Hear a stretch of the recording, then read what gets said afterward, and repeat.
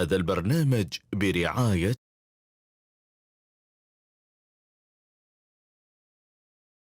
أبشر أبشر بالنشامة يا وطننا، كلنا دونك صفوف عسكرية. والله إن يا وطننا من تونا، والله إن أرواحنا لأجلك هدية. حل سعوديين لا من قلت حنا، فزعة المحتاج واستعرض بنيه البنية. لا دعانا شامنا ولا يمنا، تطبخ في روسنا.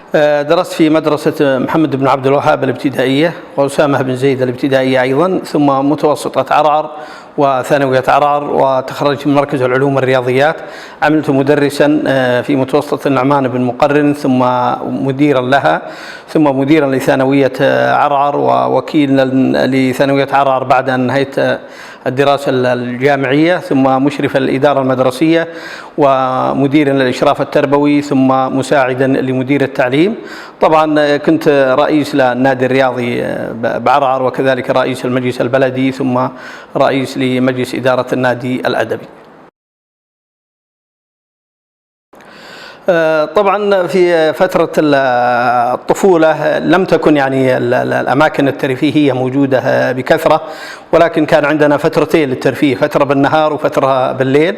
فترة النهار تقريبا كانت ألعاب كرة القدم للحواري، وكذلك السباحة بالقرو. فكان القرو وهو حوض المياه ترد عليها الإبل، ساعات للإبل وساعات لنا حنا الشباب الفتيان اليافعين للسباحة فيه. أما وسائل الترفيه الليلية فهي عبارة عن ألعاب مثل عظيم ضاح، وكذلك الهريبة. في رمضان، ونحن في شهر رمضان الحقيقة، كان يعني الفترة التي قبل الإفطار ترى الأطفال والفتيان يقومون كمراسلين بين البيوت بين الجيران، فهذا يودي شوربة ولا سمبوسة ولا القيمات. والمحظوظ الحقيقة كان من أهل البلد، كان لي عنده جيران من أهل التابلين، لأن كانت البيوت سابقا ما فيها أي ثلاجات، فالموظف بالتابلين يأتي بترمس كبير فيه ثلج، وجزاه الله خير يقوم بتوزيعه على جيرانه. فكان هذا يعتبر من الهدايا الرمضانية الجيدة. فترة الطفولة هذه طبعا كان هناك يعني صداقات فيما يتعلق في المدارس. كانت البلد يعني تقريبا بسيطة وسوقها بسيط، هو فقط الشارع العام والمتفرع منها الأهم اللي هو شارع السمن، الذي الآن بكل أسف أصبح اسما بلا مسمى، يعني اسم شارع السمن لكن ما في سمن. كان في فترة الربيع تأتي السيارات وتنقل مشتقات الحليب والألبان اللي هي السمن والزبدة غالبا في عملية تريلات. فكان في شارع السمن قبان اسمه قبان الربيعان، هذا كل كفة تقريبا يكون فيها وزن 100 كيلو، تصل إلى 100 كيلو غرام. والكفة الثانية اللي هو نسميه حنا النحو، اللي فيها السمن ولا تنك الزبد ولا تنك السمن، فيتم تصديره إلى خارج منطقة الحدود الشمالية، وخاصة إلى منطقة نجد وحائل، وكذلك المنطقة الشرقية. في شهر إبريل عادة اللي احنا نسميه، أو بناء المنطقة يسمونه موسم القصاص، وهو قصاص الغنم. فتجد في شارع السمن تقريبا تلال من الصوف، والغريب أنها كانت في ذلك الحين تباع الجزء الواحدة ب4 ريالات، بينما الآن يعطى لي جزء 4 ريالات بس مشان يخلصه من الصوف. ونتمنى حقيقة أن يكون هناك اهتمام من الغرفة التجارية في هذا الجانب لإحياء صناعة مشتقات الألبان والحليب، وكذلك الاستفادة من الصوف والجلود اللي الحقيقة في هذه المنطقة تذهب هدرا لا استفادة منها.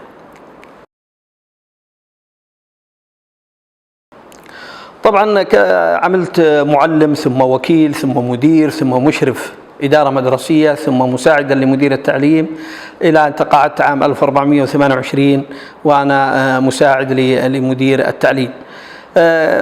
عندما الحقيقة يعني كنت في الإشراف التربوي، كان عملنا تقريبا ينصب على 3 أمور، اللي هي الطالب والمعلم والمنهج.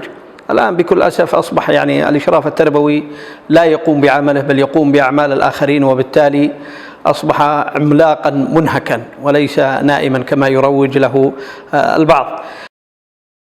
في عام 1399 تم تشكيل مجلس إدارة نادي بدنة الرياضي اللي هو عرعر، وتم اختياري مشرفا ثقافيا في النادي، ثم 1400 نائبا للرئيس، وقبل نهاية العام تم تشكيل مجلس إدارة كنت أنا فيه رئيس النادي. وأنا كمشرف ثقافي الحقيقة كان هناك أمسيات شعرية ثقافية يشارك فيها الأستاذ سلمان الفيفي رحمه الله، وكذلك الأستاذ محمد الرميان مدير التعليم الأسبق رحمه الله، والدكتور مطيع عبادي، فكان يحضرها الحقيقة كبار الموظفين وأعيان البلد، لدرجة أن الحوش اللي كان فيها النادي يتسع تقريبا حوالي 300، كان يحضر حوالي إلى 200-250 شخص. ثم أصبحت وجهزنا مكتبة فيها حوالي 5000 كتاب، كانت تقريبا هي المكتبة الوحيدة قبل إنشاء المكتبة العامة في مدينة عرعر، وكان الباحثين الحقيقة يحضرون إلى النادي للاستفادة من هذه المكتبة. بعد أن أصبحت رئيسا لمجلس الإدارة كان هناك اهتمام وتنسيق مع معلمي التربية الرياضية في المدارس لجلب اللاعبين المتميزين وتبنيهم في النادي، والحمد لله كان مكتب رعاية الشباب الجوف الذي كان يضم أندية الجوف الحدود الشمالية كان ينظم 21 بطولة. كان نادي بدنة يحصل على أول سنة حصلنا على 10، وثاني سنة على 12، وثالث سنة 14 و15 في البطولة. كنا تقريبا مسيطرين على أغلب الألعاب ما عدا لعبتين اللي هي كرة القدم وكرة الطائرة، أما السلة واليد والتنس وألعاب القوى كان نادي بدنة تقريبا مسيطر عليها على مستوى المنطقة. عندما قام خادم الحرمين الشريفين يرحمه الله بزيارة المنطقة طلب مجموعة من الشباب اللقاء مع وزير الثقافة والإعلام في ذلك الوقت الدكتور أياد مدني، وطلبوا منه افتتاح نادي أدبي أسوة ببقية مناطق المملكة. وصدر أمر خادم الحرمين الشريفين يرحمه الله بإنشاء نادي الحدود الشمالية الأدبي الذي يضم محافظات المنطقة الثلاثة، وصدر الإنشاء، لكن منهم أعضاء ما نعلم يعني حتى الآن. فوجئت باتصال من سعادة الدكتور عبد العزيز السبيل، وكان وقتها وكيل الوزارة للشؤون الثقافية، أنه تم اختياري من ضمن 10 المرشحين لمجلس إدارة النادي الأدبي. اعتذرت منه بحجة أني أنا تقاعدت في ذلك العام وأرغب يعني الراحة. قال نحن نبحث عن يعني أشخاص متفرغين يقومون بإدارة يساهمون في إدارة الأندية الأدبية. قلت له أنه ليس لي نتاج أدبي حتى يعني أطلع في هذه المهمة. قال ليس مهما، نحن الحقيقة نستند على خبرتك الإدارية بالدرجة الأولى، وقرأنا لك مقالات يعني لا بأس فيها تأهلك وما تمنع أنك تكون عضوا في مجلس إدارة النادي الأدبي. طبعا الدورة الأولى كنا يعني 10 أعضاء، اجتمعنا 10 في حضور وهم معينون وليس منتخبين. اجتمعنا 10 بحضور الدكتور عبد العزيز السبيل، فبعد عدة جولات تم انتخابي رئيسا لمجلس الإدارة، والدكتور صغير غريب نائبا للرئيس، والأستاذ سعيد شهاب مسؤول إداري، والأستاذ عايد مبارك مسؤولا ماليا. كانت الحقيقة القضية الملحة الأولى عندنا هن 2. النقطة الأولى اللي هي إنشاء موقع إلكتروني بحيث أنه يكون في تواصل مع المجتمع بشكل عام.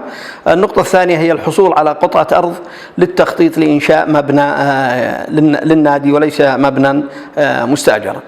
كان الخطاب رقم 1 الحقيقة الذي صدر من النادي الأدبي إلى سمو الأمير اللي هو طلب قطعة أرض للنادي، والحمد لله حصلنا على دعم من سمو أمير المنطقة الله يرحمه، وكذلك أمين المنطقة ومعالي وزير الثقافة والإعلام.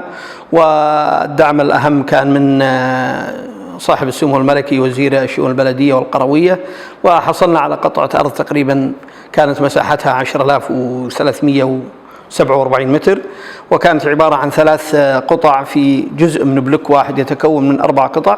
فمن باب خذ وطالب أخذنا صك ال3 قطع وطالبنا بالقطعة الرابعة وحصلنا عليها، فأصبحت المسافة 14,000 متر مربع. 1432 أصدر خادم الحرمين الشريفين يرحمه الله أمره الكريم بدعم الأندية الأدبية في مبلغ 10 ملايين ريال.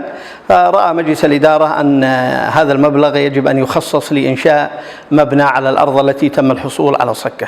عقدنا عدة جلسات عصف ذهني مع مجلس الإدارة ومع بعض أعضاء الجمعية العمومية. ماذا نحتاج بالنادي؟